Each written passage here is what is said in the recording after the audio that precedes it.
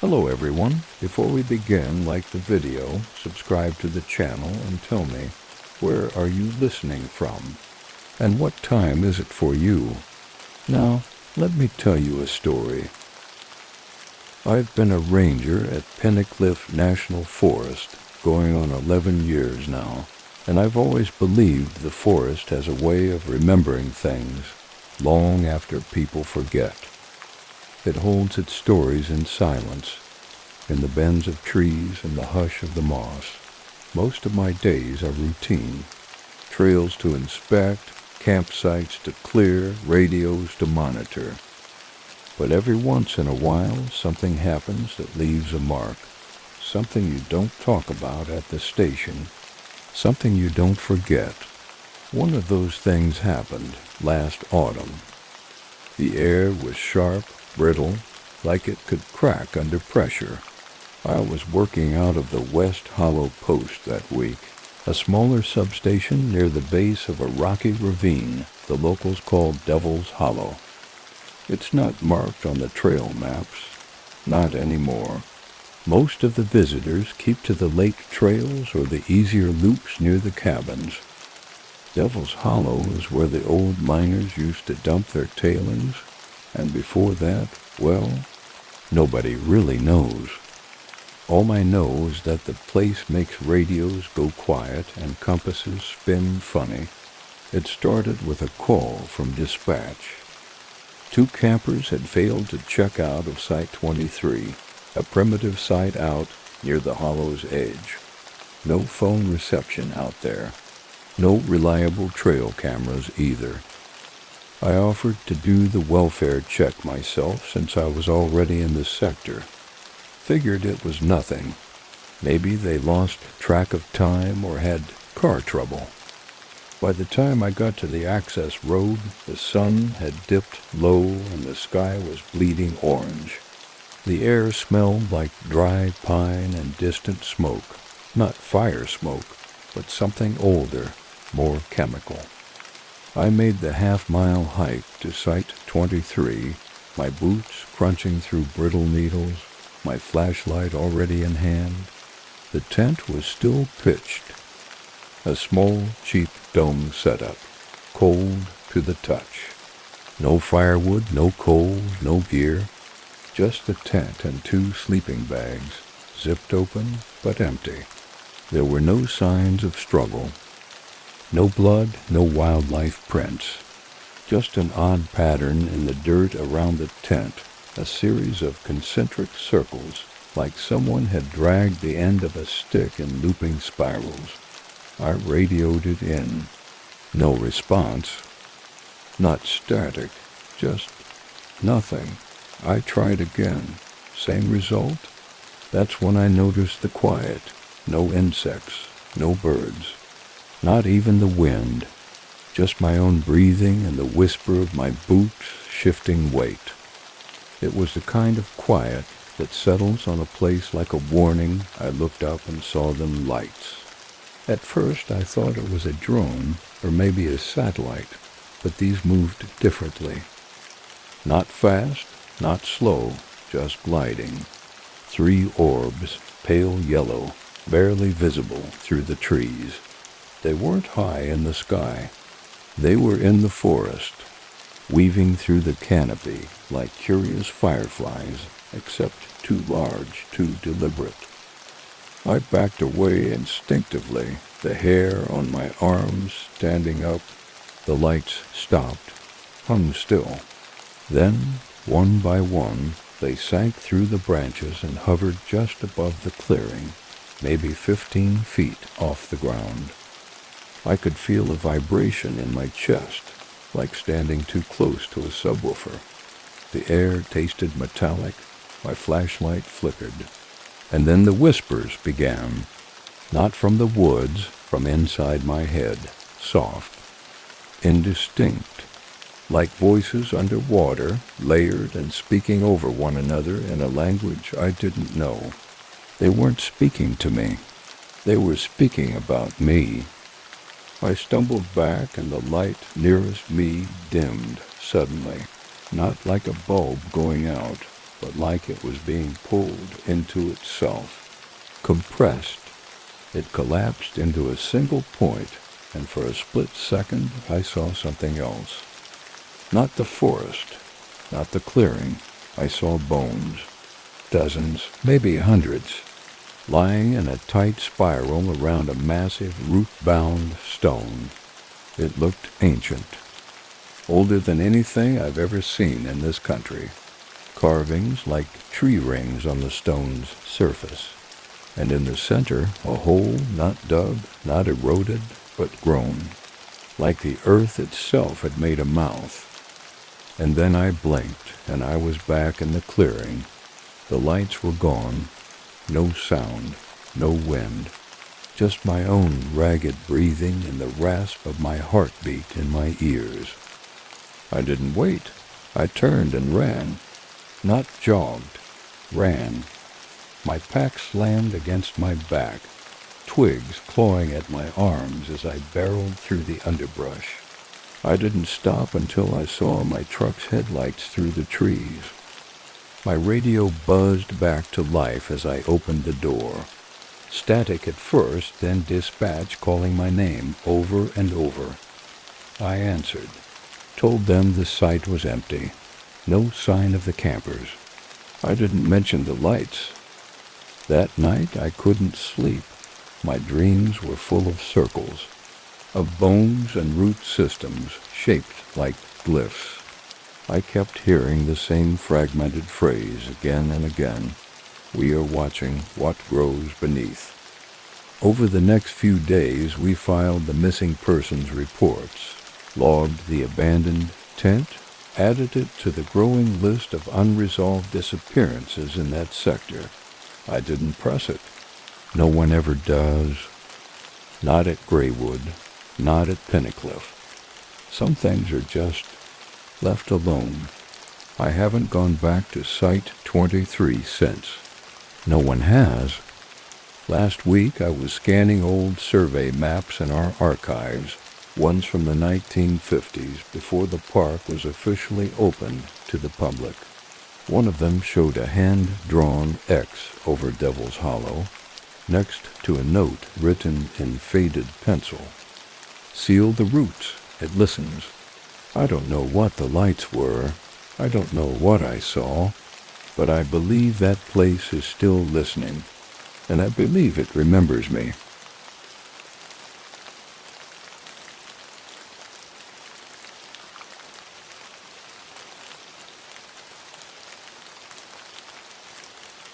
I've been working in the Ridgefire district of Shenandoah National Park for over 18 years. That patch of forest east of the McClintock River, the area between Ridgefire Bluffs and the North Switch Trailhead, it's always had a reputation. Old rangers passed down stories about it like warnings whispered in a church pew.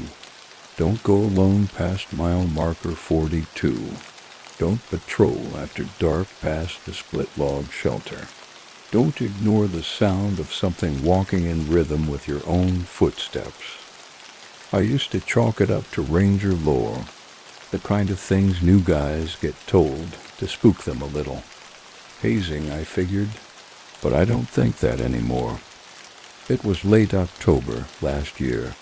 A camper had called in a report of guttural growls around their tent at night.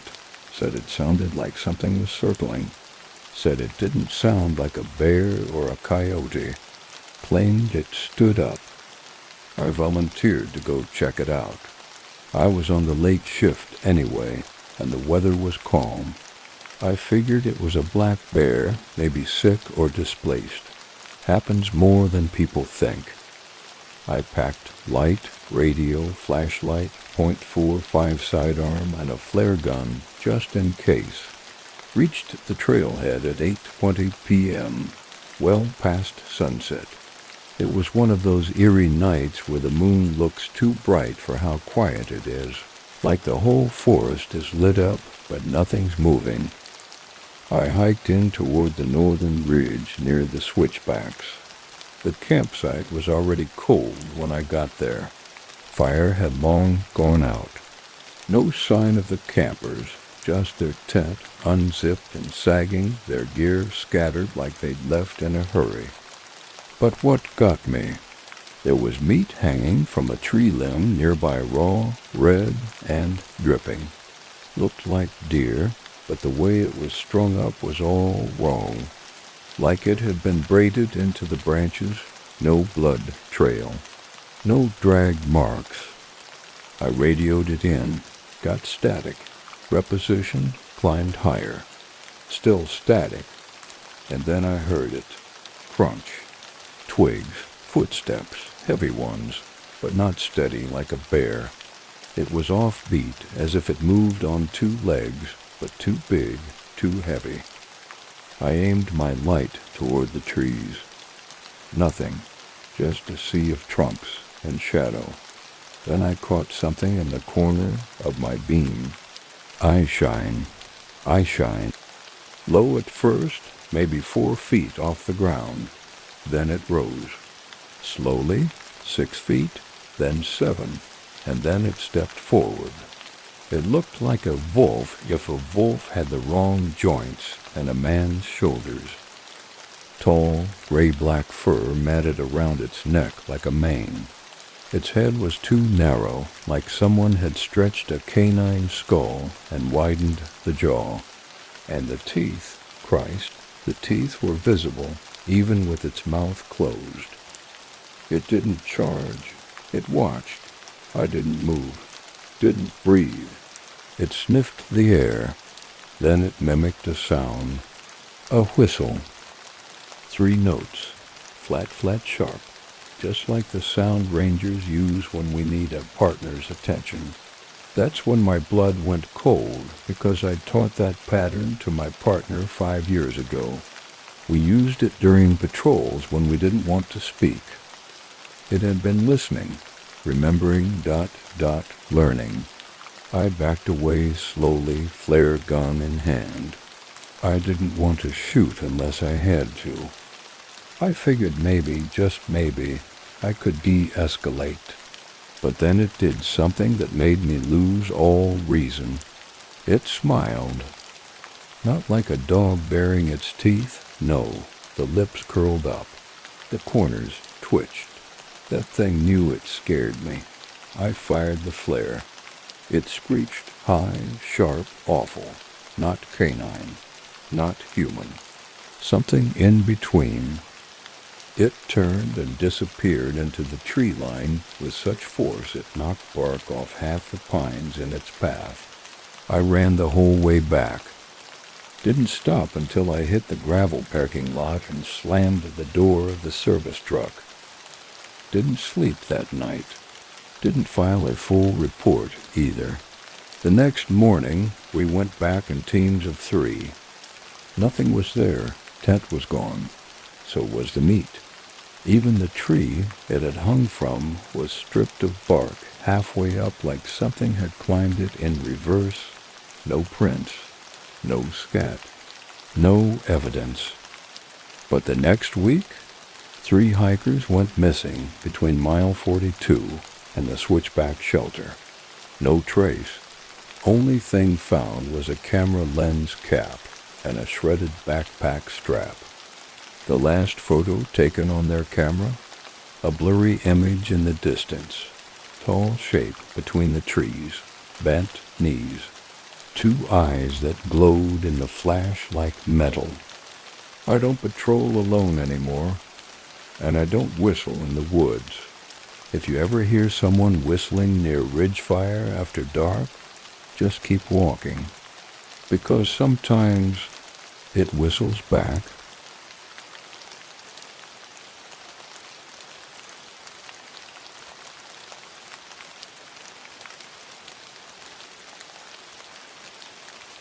I've worked at Graywood National Park for 10 years, long enough to know when the birds go quiet, something's wrong. That morning started like any other, the kind I'd come to love. Mist curled low over the pines, and the birds were already chirping their gossip into the wind. I took my usual patrol route around the eastern loop, passing Trailhead 9, where the forest thickens and the moss eats the stone. I've always found peace in solitude out here, where the fog carries the scent of wet pine and you can almost hear the heartbeat of the forest. But the quiet wasn't peaceful today. It was hollow, and something was missing. The chickadees, the squirrels, even the ever-present hum of insects. Gone, replaced by this deep, pressurized silence that made my ears ring. I was halfway to the Whispering Woods, a patch of forest I usually avoided when my radio crackled to life. Ranger Taylor, you copy? It was Marla, our part-timer. She sounded off. Yeah, I'm here. Go ahead. We've had a report. 3 campers didn't check out this morning from Site 12. That's near the North Hollow Trail. That hit me square in the chest. North Hollow ran parallel to the Whispering Woods. I'll check it out. The fog had thickened by the time I reached the site. Their tent was there, still pitched, cooler untouched. No sign of a struggle, but no sign of the campers either. Then I noticed something that raised the hairs on the back of my neck. A ring of stones around the fire pit, all turned upside down. No one does that by accident. I circled the site, found a single line of footprints heading off into the forest. Deep, heavy, almost hoof-like, but bipedal, not human. I took a photo with my phone. Then I heard it, a low, rattling growl coming from the trees to my left. Not like a bear, too guttural, too deliberate. I turned slowly, hand on the grip of my revolver. Something massive moved just beyond the brush, fast. It didn't retreat. It paced, watching me, testing me. Then it let out a sound that froze me to the core. A deep, bone-vibrating howl, but one that ended in a sick, almost human choke. I've heard coyotes. I've heard wolves. This wasn't either. Dogman. I didn't believe in it until that moment. I backed away slowly. Whatever it was, it didn't chase. But I felt it thinking. I logged the sighting. Didn't tell Marla everything. I didn't want panic. Just flagged the area and filed an incident report under unusual wildlife activity. But that wasn't the end. The next night I got a call from a nearby town. A local farmer had found something, a deer carcass twisted unnaturally, its ribs spiraling outward like peeled fruit, dumped outside his fence line. He said it wasn't coyotes, said it wasn't bears either. I drove out. He was right. No blood, no tracks, just the smell of wet earth and rot. I didn't sleep that night. I kept the porch light on and my shotgun within arm's reach. The following morning, another hiker came stumbling into the ranger station, pale, shaking, eyes wide like he'd seen death itself. There was something in the trees, he kept repeating. It was big, hairy. It didn't walk. It stalked. When I asked where it happened, he pointed to the trail cutting near the Whispering Woods. That was the third. Then came the fourth. 2 hunters found near Elk Run, alive but in shock. One of them was missing 3 fingernails, torn clean off. Said they'd heard chanting in the trees. Saw a figure standing naked in the cold, tall, long limbs. No face. Just a blur of something wearing a man-like clothes. The word that came to mind was Skinwalker. At this point, I was done keeping quiet. I requested full trail closures from HQ, cited unstable terrain and animal aggression. They granted it. But I knew we were dealing with something deeper, something older. I went back out 2 nights later. against better judgment. I needed to know what was haunting my park. I hiked in under a full moon. The air was cold and still. As I reached the ridgeline above Whispering Woods, I heard it again, the whispers, but not like last time, not faint, not passive, louder, closer. They came in waves, overlapping voices in a language I couldn't place, like a dozen people muttering spells under their breath, and beneath them, something else, a heartbeat, not mine, not human. I kept walking. In a clearing just off the trail, I saw it, a tall figure, hair like moss, thick and black, broad shoulders, eyes glowing faintly red. It stood half in shadow, half in the moonlight, and for a moment I thought, Bigfoot. But it wasn't a monster, it was watching. And then it nodded. Not to threaten, not to scare, but as if to say, you see now. The next instant it turned and vanished into the trees. The wind picked up. The whispers faded. And I understood something I hadn't before. The force wasn't broken. It was changing, or maybe it was awakening. And all these creatures, Dogman, Skinwalker, Bigfoot, they weren't random. They were guardians. Or maybe warnings, each one tied to something ancient beneath the roots, some force that was stirring again after centuries of quiet, and I was standing on the threshold. I left the forest that night with a deeper respect and a deeper fear. I still patrol Graywood. I still listen to the birds in the morning, but I carry more than a sidearm now. I carry knowledge, and every night when I hear the owls call and the wind rustle low, I know they're still out there, watching, waiting, and whatever walks after dark in Graywood walks with purpose.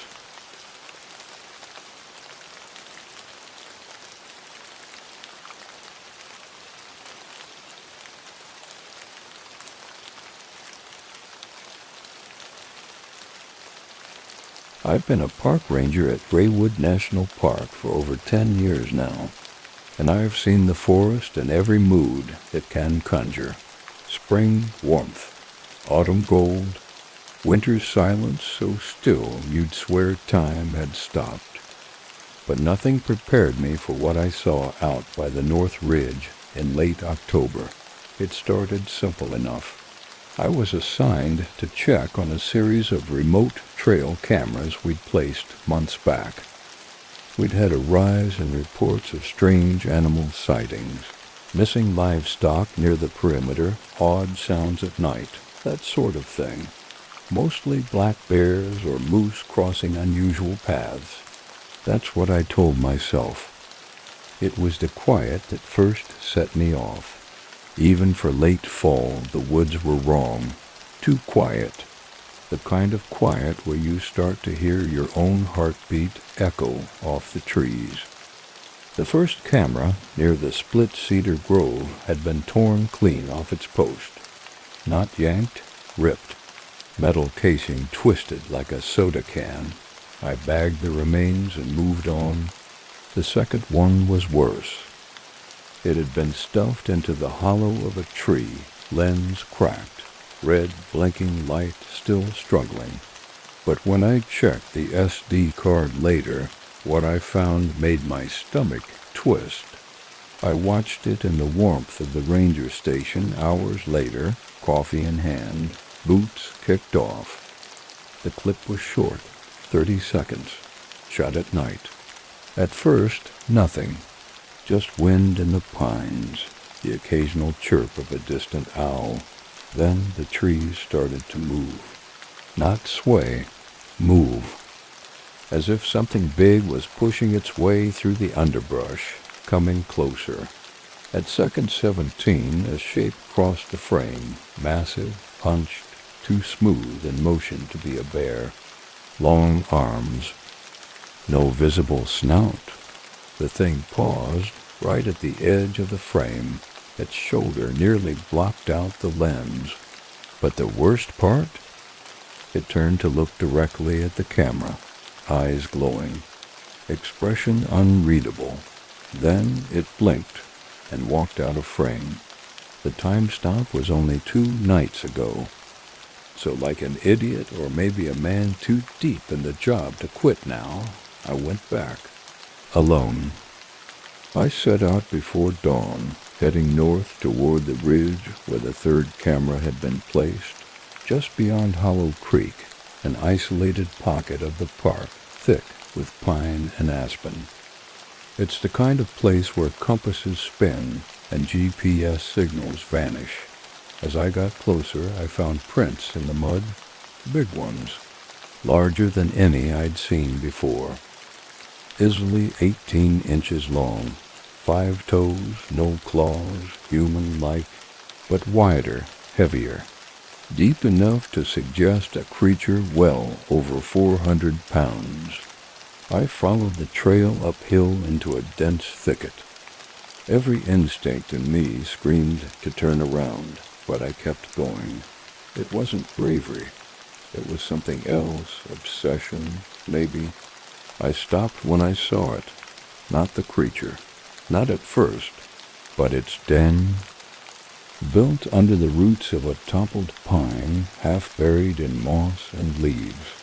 The entrance was massive, ringed with bones, deer, raccoon, maybe even elk. Picked clean, arranged in a strange circular pattern, like a ritual. The smell hit me next.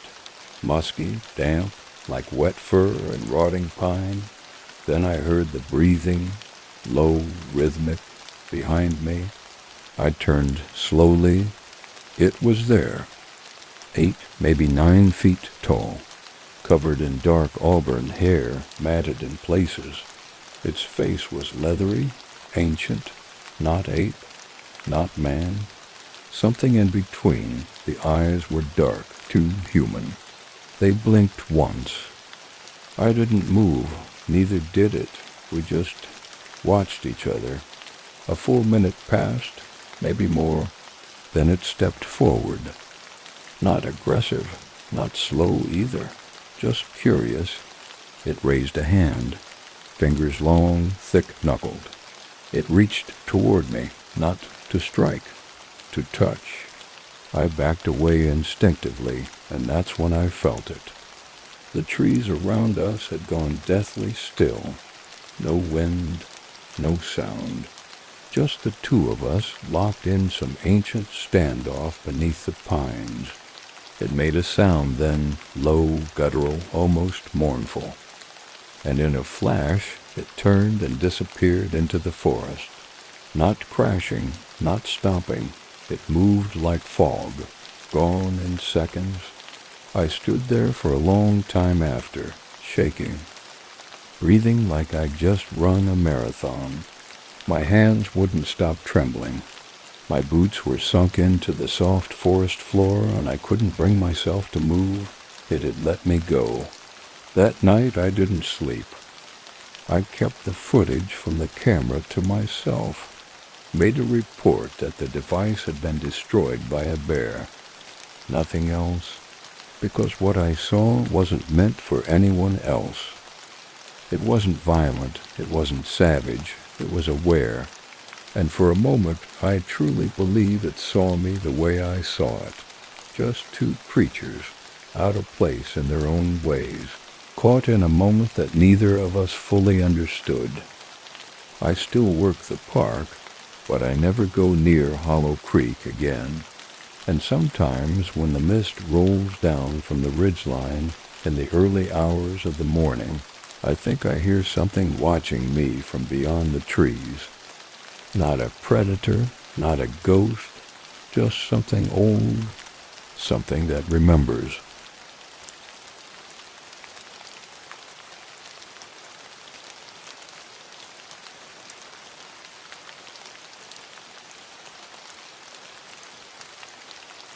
I've spent a decade patrolling Graywood National Park.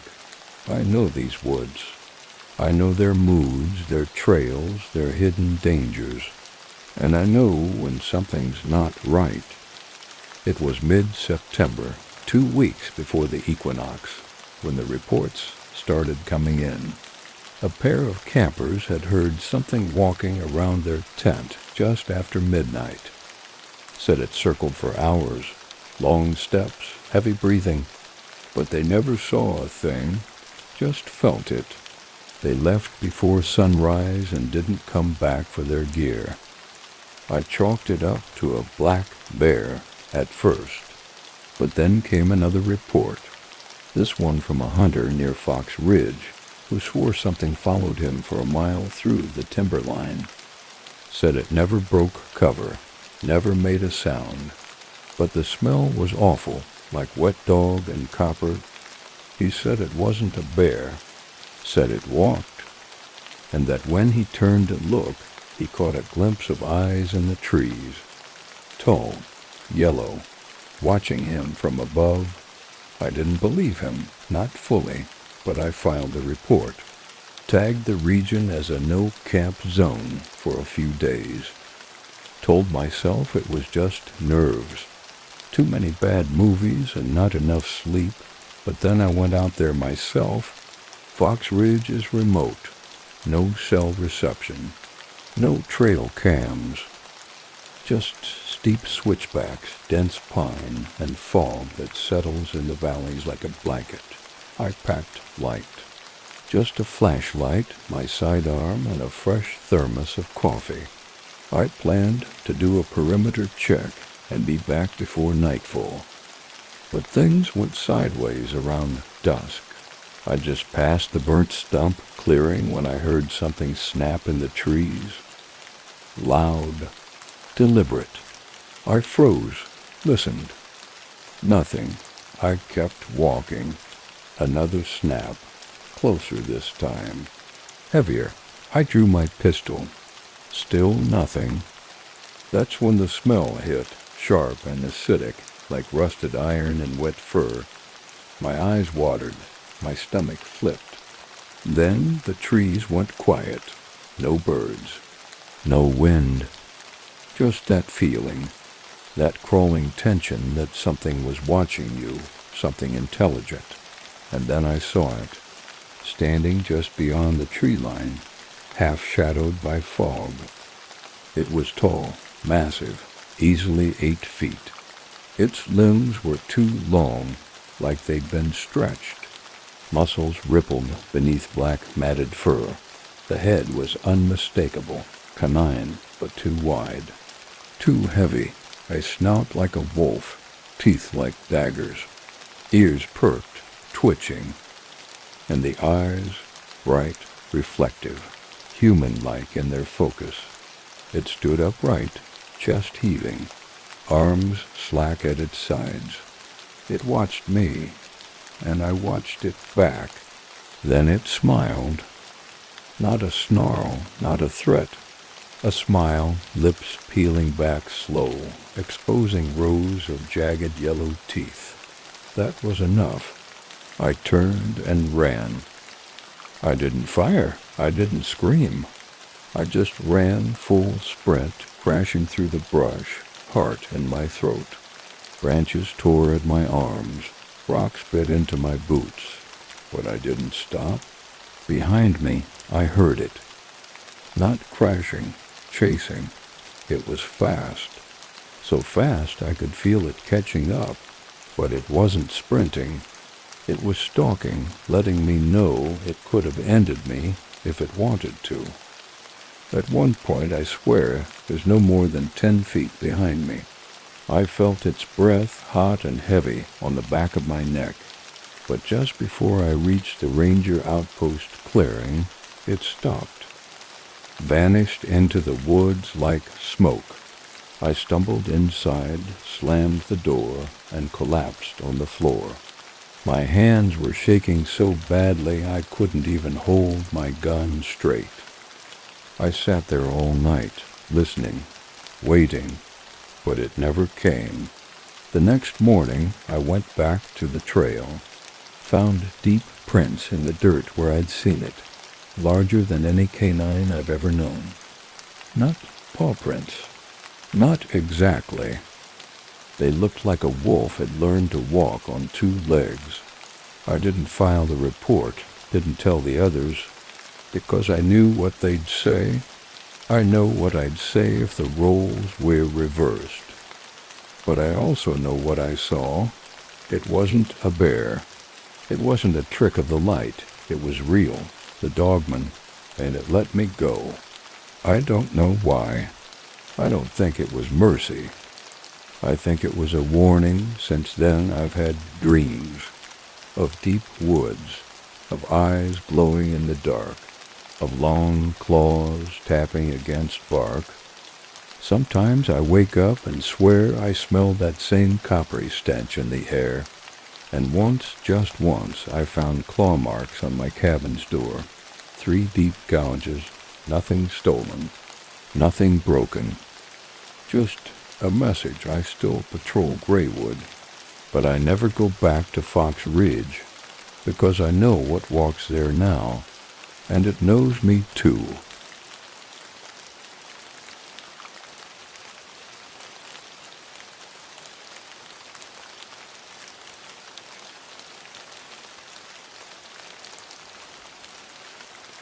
I'd been working Echo Ridge for close to 8 years, tucked in a lonely stretch of the Appalachian backcountry.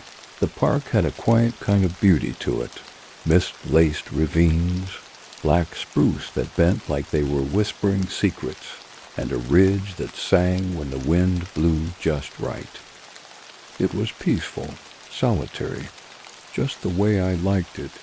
They shut the park down every winter.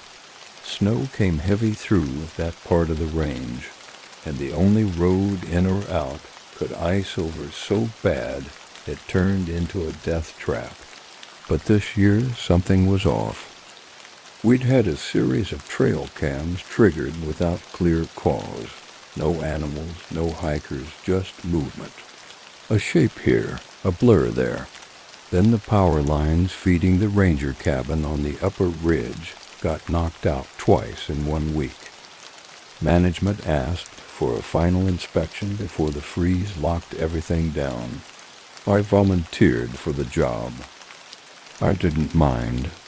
I knew the terrain better than anyone, and I figured a few quiet days up at Echo Ridge would be a good send-off for the season.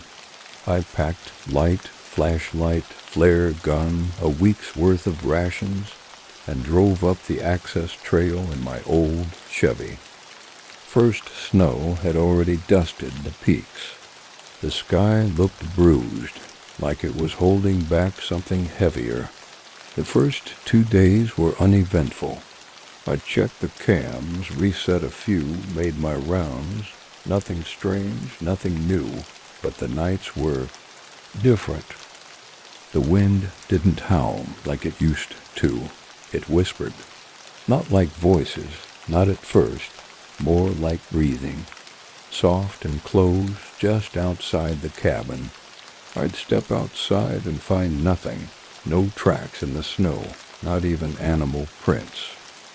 Just that same breathy hush, as if something had been right there and vanished. By the third night, I was sleeping in hour-long bursts. Kept waking up cold, like the temperature would dip every time I started dreaming.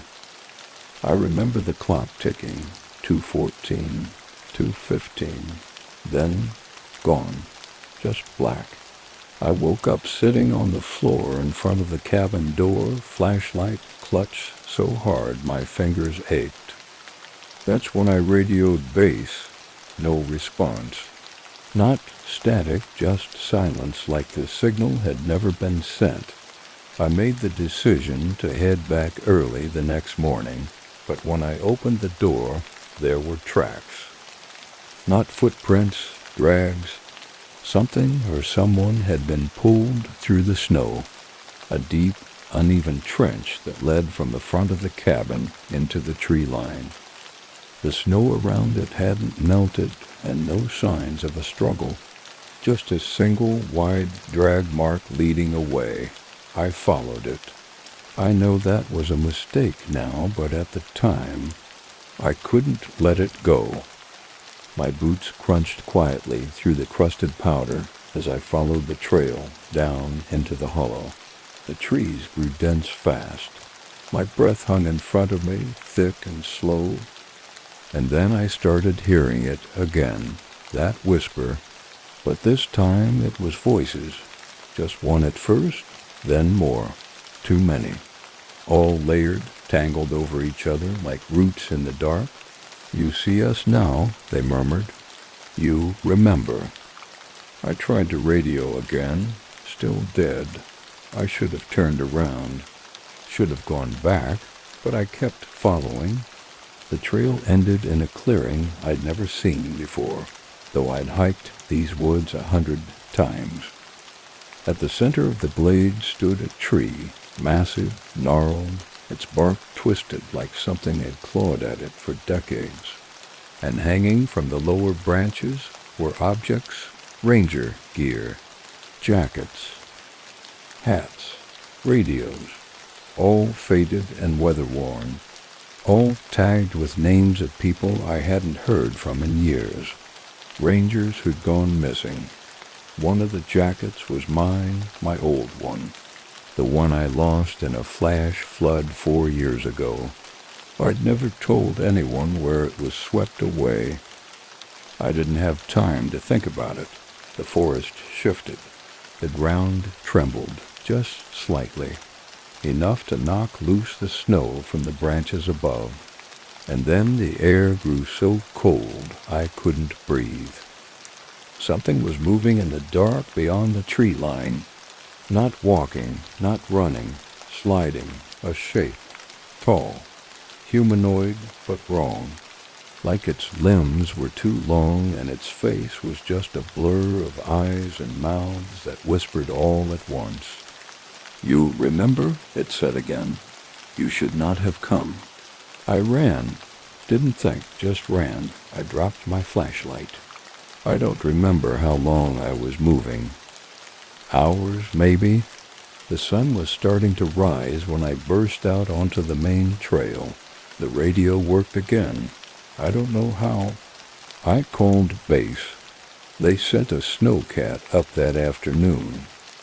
I told them I'd fallen and hit my head. They bought it. I left the park that night. I never went back.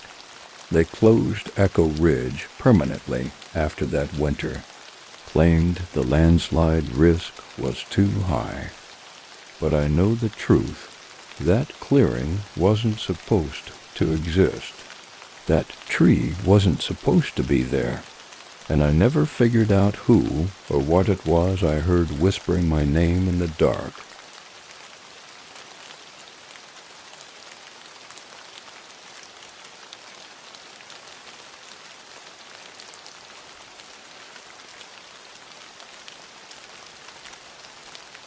I was stationed at Wildemore Reserve for 5 years. It wasn't a national park, just a protected stretch of old-growth forest tucked between a string of fog-choked mountains in Oregon. Not many tourists made it out that way, and I preferred it that way. The quiet was something you learned to live with out there. No traffic, no cell reception, just the trees. And the fog, God, the fog. It rolled in without warning. You'd go to sleep under a starry sky and wake up surrounded by pale nothingness. It could hang for hours, sometimes days, wrapping the trees in silence, so complete it pressed in on you. I never minded it much until last fall. It started with a call from one of the trail cameras near Black Elk Hollow, a remote section of the southern loop that hadn't been maintained in years. The feed flagged motion at 2:17 a.m., just a single still image. A man, shirtless, barefoot, standing in the middle of the trail, staring up at the canopy. His eyes were wide, his mouth open, like he was mid-scream. Thing is, there was no record of anyone checking in at the station. No hikers out there, no vehicles on the entry logs. I hiked down myself the next morning. The fog was already thick when I reached the hollow. You couldn't see more than 10 feet ahead. I kept expecting the silhouette of the man to reappear, but the trail was empty, no footprints. No sign anyone had been there at all, except for one thing, the smell, wet metal. Like blood on rusty iron, I wrote it off. Probably a glitch in the camera. Maybe someone had wandered off course from another area. Happens sometimes, but then the radio call started static bursts. Garbled voices on the ranger band. No IDs, just fragments. Don't let them in. They know your name. She's not real. Each time I tried to respond, the signal died. I replaced the batteries, changed radios. Same thing. The voices kept coming back. Then I started dreaming. Always the same fog rolling into the cabin through the cracks, filling the room like smoke. I'd wake up gasping, drenched in sweat, only to find the windows weren't fogged up at all. But the dreams left a pressure behind, like something was waiting just outside the glass. It came to a head 3 nights before the end of my shift. I was out doing a routine perimeter check near the old logging road. Fog had rolled in heavy that afternoon, thick enough that I had to mark trees with chalk to keep my bearings. I heard my name. Not in the wind, not through the radio. Right behind me, clear, confident. A voice I hadn't heard in 10 years, my sister's. She died in a car crash in 2012. I turned, flashlight trembling in my hand. Nothing there. Just fog and the skeletal shapes of pine trees looming like gravestones. I called out. Who's there? More voices now. Dozens. Whispering, sobbing, laughing, coming closer. I bolted. Didn't bother marking trees. Just ran, tearing through underbrush until I hit the access road and collapsed beside my truck. My radio clicked on 217, it whispered. Look up. I did. The fog above the trees was swirling, spinning slowly in a spiral, like a drain pulling at the sky. At the center of the vortex, something hung there. A figure, thin, elongated, limbs stretched too far, face a smooth mask with no mouth, no eyes, just hollow skin, billowing with the fog. And then, just as quick, it vanished. I left Wildermoor the next morning, packed my bags and didn't look back. They've since closed Black Elk Hollow to all foot traffic. Some internal memo about unstable terrain, mudslides, and endangered habitat. Standard cover story. But I know the truth. Something comes with the fog. And it's always 217 when it does.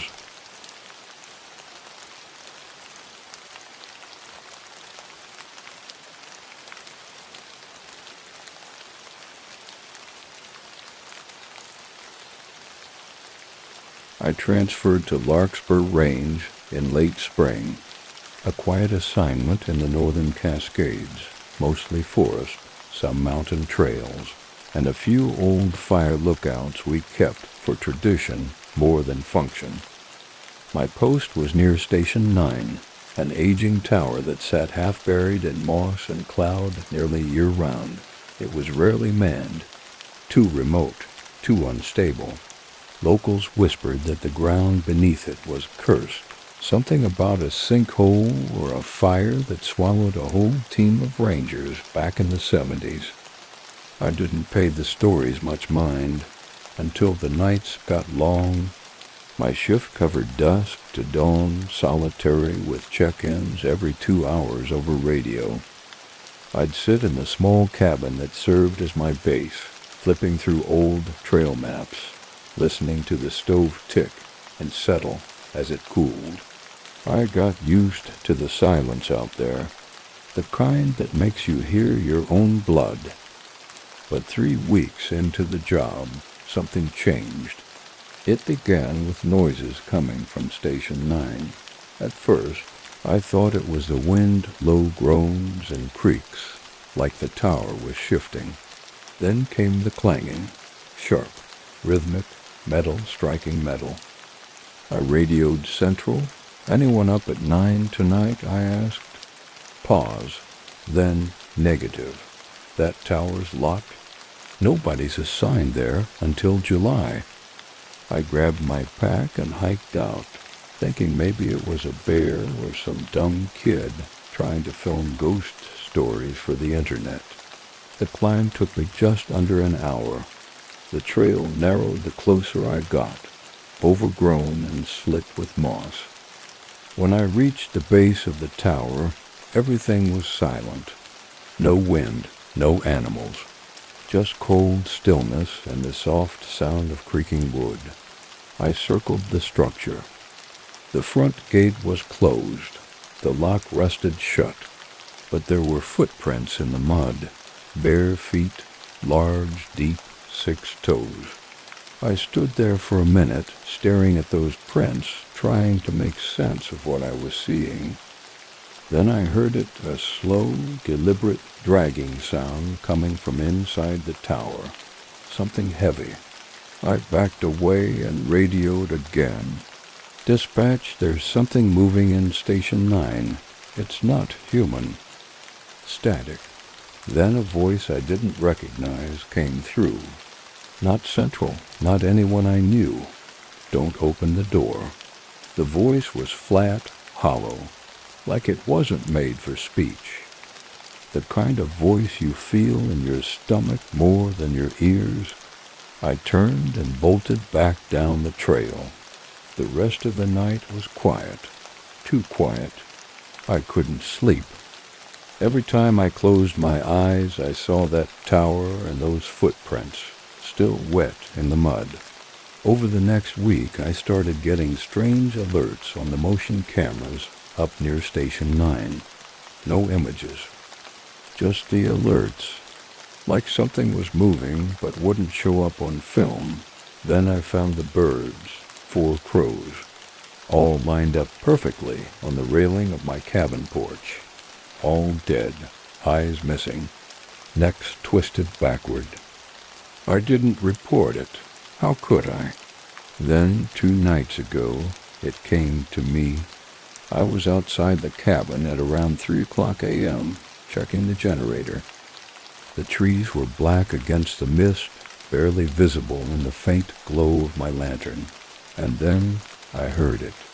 That same dragging sound from the tower, only now it was close, too close. I turned. Just at the edge of the tree line, something tall was watching me. Its skin was gray, slick, like wet bark. Its limbs were too long, with joints that bent wrong. Its face was an oval of raw flesh with no features, just pulsing like it was breathing through its skin. It stepped forward, and then I heard the voice again. "You opened the door." I didn't. I swear I didn't, but maybe I wanted to. I don't remember running back inside, only slamming the door and locking it. I stayed up till dawn, rifle in hand, eyes on the window. Nothing came through. Nothing touched the walls. But I haven't left the cabin since. I keep hearing whispers at night, and every time I sleep, I dream of Station 9, of the tower door swinging open and something crawling out. I don't know what's out there. I just know it's watching me, waiting, and whatever it is, it used to live behind the door. Now it doesn't.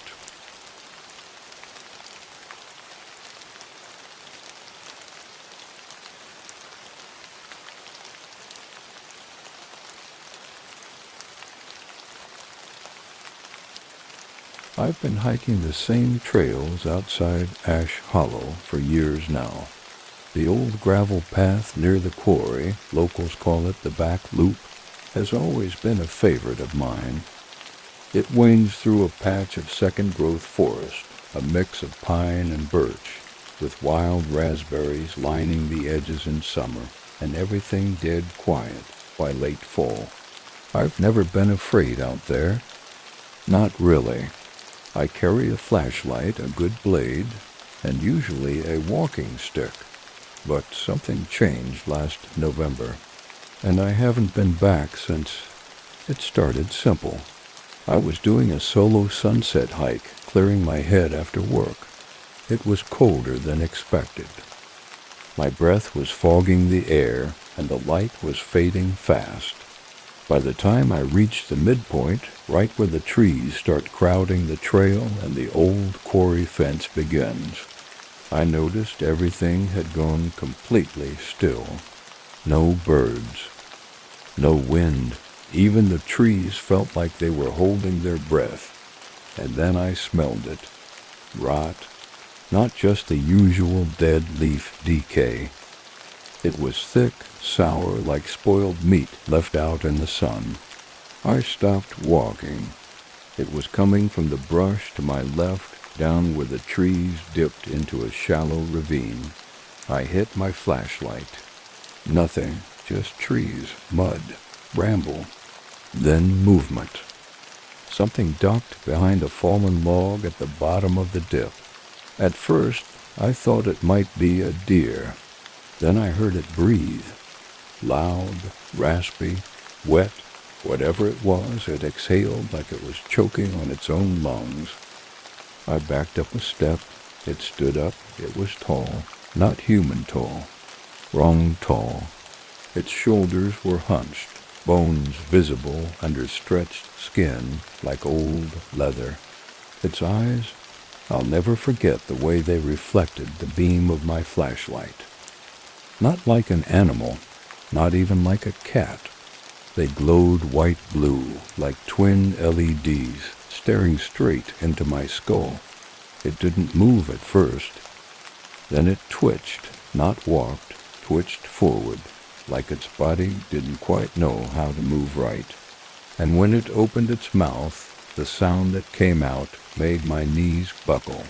It spoke, but not in words. It was like my own voice bouncing back at me, warped and stitched together. It said something like, "Come back." Or maybe I came back. I don't know. The voice didn't match the mouth. It didn't even open properly. I ran. I don't remember how long I ran for. I didn't stop until I saw the lights from the highway, until I was gasping against the hood of my car, tasting blood in my mouth from the cold air. When I got home, I checked the local Facebook hiking groups. I didn't post anything. I didn't want to sound insane. But I found a post buried from 2 weeks earlier. A guy claimed something had followed him on the back loop trail. He described the eyes exactly. A few days later, someone else posted about their dog going missing by the quarry. Said the leash was found torn apart, like it had been yanked by something big. I never told anyone this in person, not even my girlfriend, but I still dream about it. Sometimes I wake up and I swear I hear breathing in the hallway, slow, raspy, wet. And last night I found muddy prints on the stairs.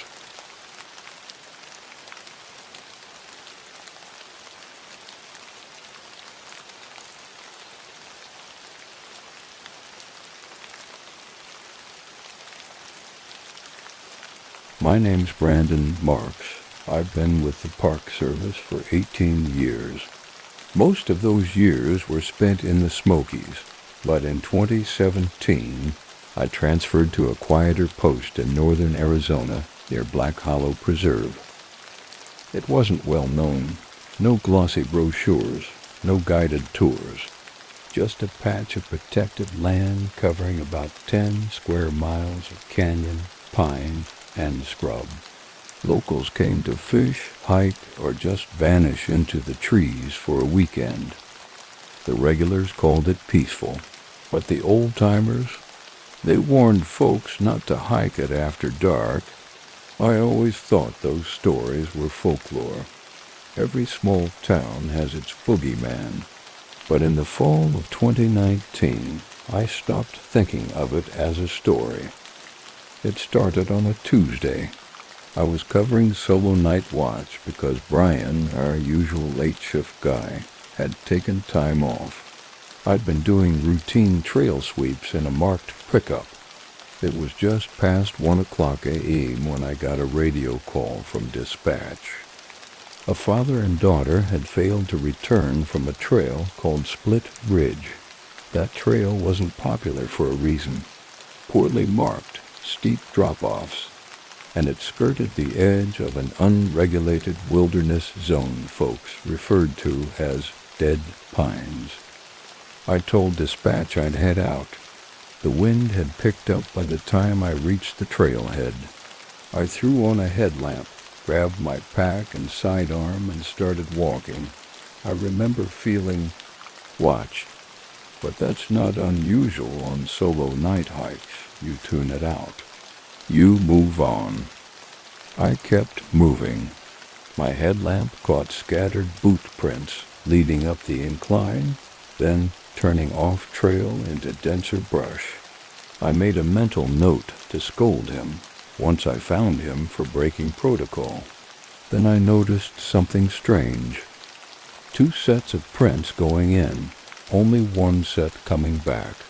The smaller ones stopped at a ridge overlooking the hollow. They just ended. No sign of a slip. No scuffs. Nothing. I started calling out, "Park Service. Anyone out here?" Nothing. I called again. This time something called back. It was a whistle, faint, like someone mimicking a bird call, but slightly off. It came from deep in the hollow. I radioed back to base to report my location and descended the ridge. Halfway down, I started noticing things. Torn fabric on a mesquite branch, a small sneaker by a root cluster. I crouched to inspect it when I heard it again. Closer now. The whistle, but there was no wind. I scanned with my light and caught something. Impossible. A tall figure crouched low in the brush, maybe 30 feet away. At first I thought it was a bear, but no bear moves like that. It was standing on 2 legs. Its knees were bent backwards. Its skin or fur was thin and patchy, dark like ash. Its eyes caught my light and burned white. Then it smiled. Not a snarl, a smile. And it whistled. I raised my sidearm and backed up slowly, heart hammering. I didn't fire, I just moved. The thing didn't follow. It just watched, whistling, until the sound faded behind me. Back at the ridge, I called in a code gray, missing persons with possible predatory threat, and requested backup. The search team arrived an hour later. We found the father face down in a ravine. His neck was broken. No sign of the girl. But near the father's body was a single set of prints. Canine. But bipedal. That's when I started reading about Dogman, about Skinwalkers, about things that whistle in the dark and mimic voices trying to lure you off trail. I kept most of it to myself, until a week later. It was almost midnight. I was closing the east gate when I heard footsteps behind me, but no one was there. Then I heard my own voice whisper behind me, "Come back." I turned so fast I nearly dislocated my shoulder. Nothing. Just wind pushing through the pine. Over the next few months, the calls kept coming in. Missing hikers. Torn clothing. Bones found stripped clean. No signs of scavengers. No blood trails, just emptiness. And always the same stretch of land Black Hollow. They sent new rangers. Most didn't last long. Some saw a dog on 2 legs. Others reported hearing chanting. One guy, fresh out of Flagstaff, quit after 2 nights. He said he saw a woman crawling up a tree backwards, like a spider with no bones. We lost 1 ranger. Her name was Lexi. Her last radio call came in just before sunrise. Her voice was frantic. She kept saying, "It's wearing his face. Oh God, it's wearing his face." We found her cruiser 2 days later. Doors open, lights on, her gun still in its holster. No sign of her. The worst part? A week after she vanished, another hiker reported seeing a ranger in the woods. Sighed she looked pale, like she'd been lost for days. She asked them to follow her. Said she knew a shortcut back to the trailhead. They got a bad feeling and ran. Probably saved their lives. Since then, I've seen it too. The figure. Sometimes it's tall and wolfish, hunched in the trees. Sometimes it looks like someone I know. Sometimes it's just eyes in the dark. But it always whistles. Always. I don't work there anymore. They shut the preserve down last year. Official reason? Increased predator activity and trail erosion. But we know the truth. Black Hollow isn't a preserve. It's a cage. And whatever's in there, it's still calling out. If you ever find yourself on a trail after dark and you hear a whistle where there shouldn't be one, don't look. Don't answer. Just run.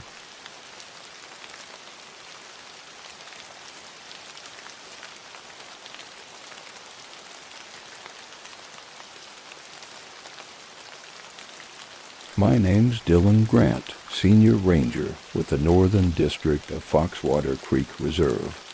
I've been on the job 12 years. Seen floods, fires, poachers, meth labs and trailers, the whole backwoods circus. But nothing could have prepared me for what happened near Trail 6C last fall. Foxwater's an old preserve. Half federal land, half tribal borderland, tucked against the edge of the Mescalero Apache territory in New Mexico. Beautiful country, sharp ridge lines, deep creek beds, and miles of pine wilderness. But it's quiet out there, too quiet sometimes. And when you spend enough time patrolling those woods, you start to feel like you're not alone, even when the radio's dead and no one's called in for hours. The locals won't camp near Trail 6C, not even the off-grid types. They call it dead stringer, say the animals vanish when the sun goes down, and the trees creak like they're breathing. We were never supposed to talk about it officially, but every ranger who stuck around long enough had a 6C story. Mine didn't come until late October. It was just after a rainstorm and the fog was thick enough to carve. I was doing solo inspection runs near the base of the ridge, making sure the creek crossings hadn't been wiped out. Around 9:45 p.m., dispatch radioed in a call from a local hiker. A woman said she'd gotten lost and seen something watching her from the trees. Said it spoke to her in her own voice. I asked if she was still on the line, and dispatch said no, just static now. Location pinged her last known signal from near Dead Stringer's lower fork. Lucky me. I parked the truck where the service road met the trailhead. The rain had turned the dirt to sludge. I shouldered my pack, switched on the radio, and started hiking. The woods were soaked in silence. Not a single cricket. Even the frogs had shut up. Half an hour in, I found her tracks. muddy boot prints moving erratically, veering off trail and back again like she was running in circles. Then I found the other ones, larger, barefoot, deeper prints, long strides, toes splayed wide like claws. They followed her. I called out. No answer, just a steady hush of dripping branches. I picked up her trail again near the creek bend. There was something on the ground, a flannel shirt, soaked in mud and torn down the center. I bent to check for blood. There wasn't any, none at all, not a drop. That's when I heard it. My own voice. Hey, over here, please hurry. It was coming from deep in the trees. Not panicked, not scared. Too calm. I froze. That wasn't her. That wasn't me. I raised the radio to call in backup, but the channel buzzed, then cut to static. Then the air changed. You ever feel the woods shift around you like you're inside a house that's breathing? That's what it felt like. The fog pulled tighter, the temperature dropped, and the smell of copper filled the air. And then I saw it, across the creek. It stood half-hidden behind a split pine, tall and thin, its skin sagging like a dried hide, wrapped too tight around something it wasn't made for. It wore her face. I mean that literally. Her face was stretched over its head like a mask, eyes black and empty, mouth twitching, but not quite smiling. I didn't think. I just moved. I took off down the bank, splashing through the creek, hoping to throw it off. The fog closed in, and I swear I could hear it behind me. Footsteps that sounded wrong, uneven, like something was testing how to walk. I found the old fire tower and ran up the stairs 2 at a time, slammed the door behind me, and braced it shut. Inside I found the girl's pack, torn open, phone inside, still recording. I hit play. Her voice came through, panting, terrified. It's not a person, it's wearing someone. It followed me, but it didn't blink. Please, please, I think it's pretending to be me. Then I heard a second voice, also hers. Come back. Let's go together. The file ended. I stayed in that tower until dawn, gripping my rifle and praying I wouldn't hear footsteps on the stairs. I didn't sleep. I didn't move. And when morning finally broke, the fog was gone, and so was the thing. We never found her. Search teams came through with dogs and drones, and we never found so much as a bone. But 2 weeks later, a different ranger filed a report. Said a woman approached him near the trailhead, asking for help. Sighed she was lost, but didn't blink once the entire conversation. Her mouth barely moved when she spoke. He said something felt off. He turned to radio it in. When he turned back, she was gone, just gone. Now we have an unspoken rule. If you're on patrol near 6C and you hear a voice in the woods, even if it sounds like someone you know, even if it sounds like yourself, don't answer. Don't follow.